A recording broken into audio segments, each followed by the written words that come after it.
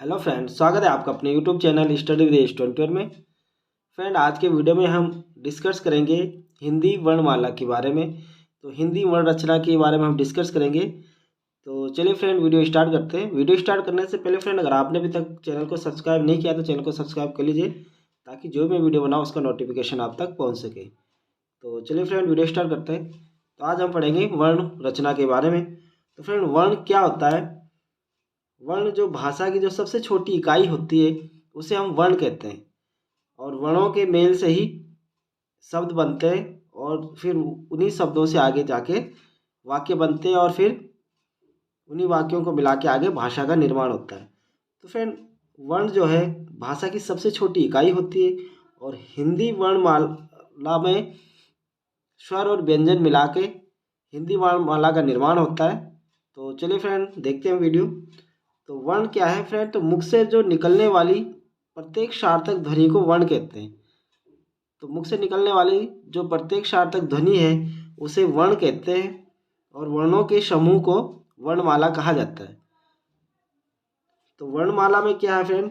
वर्णमाला में जो मूल संख्या है वर्णों की, स्वर और व्यंजन मिलाकर 44 होती है, तथा कुल संख्या की बात अगर हम करें तो 52 होती है। तो फ्रेंड, क्वेश्चन परीक्षा में काफ़ी बार पूछे जाते हैं कि वर्णमाला में मूल वर्णों की संख्या बताइए, तो उस समय 44 आपका आंसर होना चाहिए। अगर यदि वर्णमाला में कुल वर्णों की संख्या पूछा जाए और ऑप्शन में अगर 52 है तो आपका आंसर 52 होना चाहिए।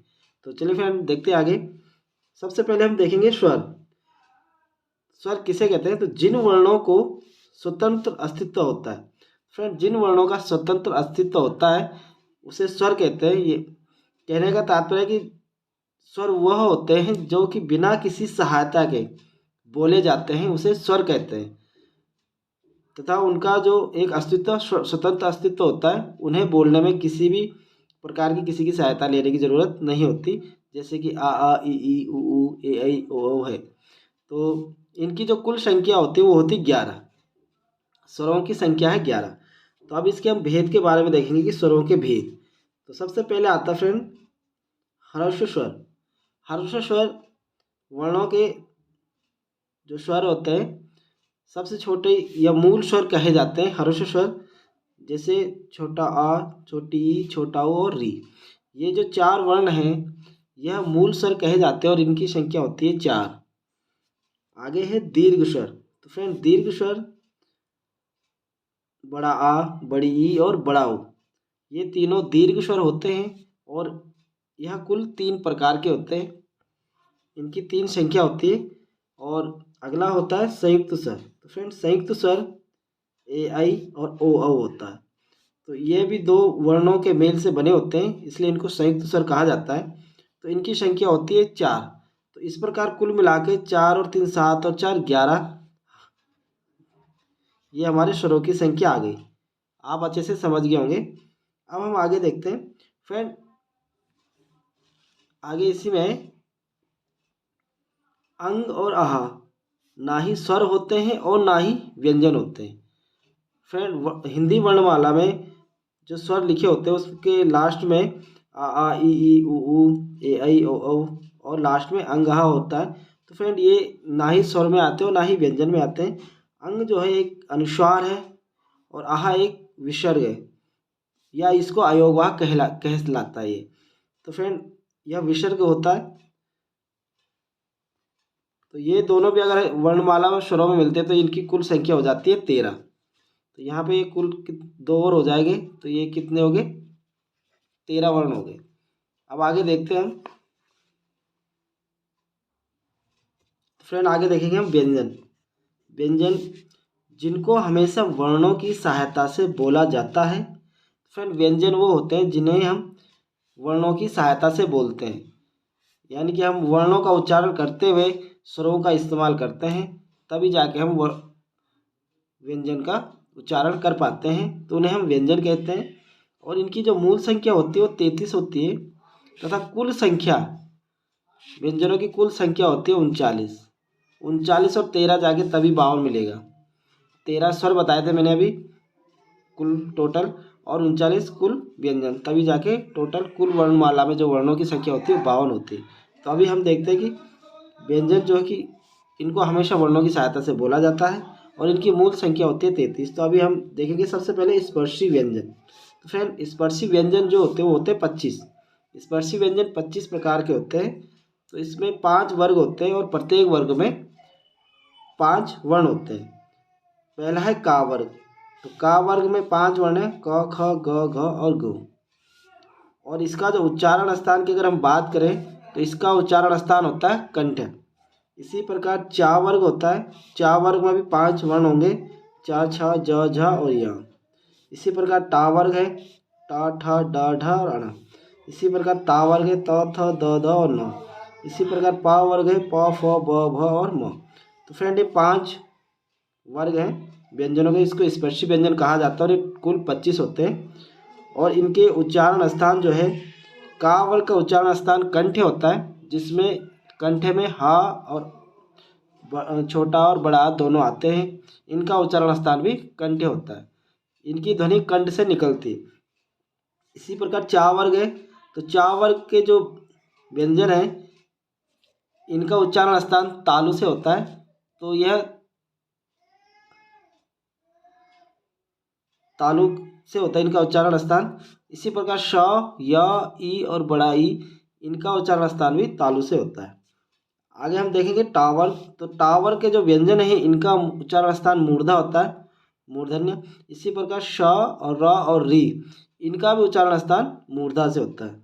वही तावर की बात करें तो त था में त था द ध न, ये जो चावर तावर्ग है, तावर का उच्चारण स्थान दंत्या है और श और ला भी दंत्या होते हैं। इसी प्रकार पावर्ग है। तो पावर का जो उच्चारण स्थान है वो ओष्ठ होता है और व, उ और ओ ये भी ओष्ठ होते हैं। तो इस प्रकार ये हमने देखे यहाँ पे 25 स्पर्शी व्यंजन, साथ ही साथ उनके जो उच्चारण स्थान है और उनके उच्चारण के स्थान के साथ साथ और कौन कौन से वर्ण आते हैं। आगे देखते हैं फ्रेंड आगे देखते हैं हम अंतस्थ व्यंजन। अंतस्थ व्यंजन किसे कहते हैं? य, र, ल और व, ये 4 होते हैं, यह अंतस्थ व्यंजन है। इसी प्रकार ऊष्म व्यंजन, ऊष्म व्यंजन श, श, श और ह, ये 4 प्रकार के ऊष्म व्यंजन होते हैं।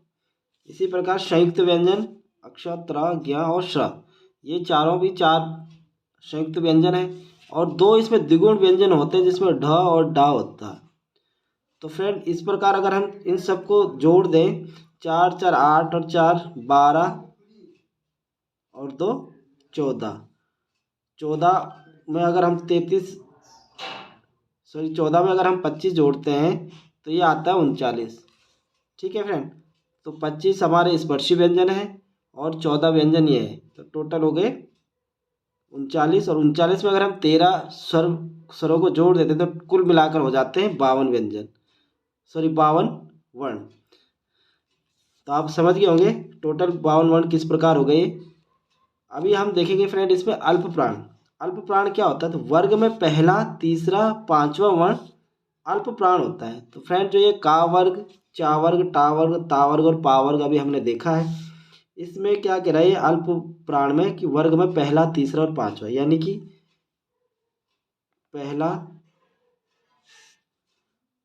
तीसरा और पांचवा, ये क्या है? पहला, तीसरा, पांचवा जो स्थान है व्यंजनों का वह अल्प प्राण होता है।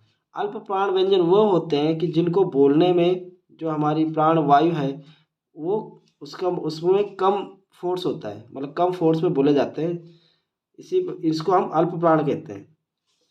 साथ ही साथ अल्प प्राण में जो वर्ग में पहला, तीसरा, पांचवा वर्ग आता है। इसी प्रकार इसमें स्वर भी अल्प प्राण में आते हैं। साथ ही साथ य, र, ल और व, ये व्यंजन भी अल्प प्राण में आते हैं।